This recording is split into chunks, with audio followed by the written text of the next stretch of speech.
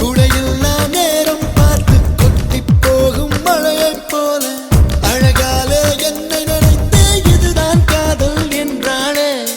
பெருமுனையை தாண்டும் வரையில் வெறும் நாள் தான் என்றிருந்தேன். தேவதையை பார்த்ததும் இன்று திருநாள் என்கின்றேன். அழகான விபத்தில் இன்று ஐயோ நான் மாட்டிக்கொண்டேன்.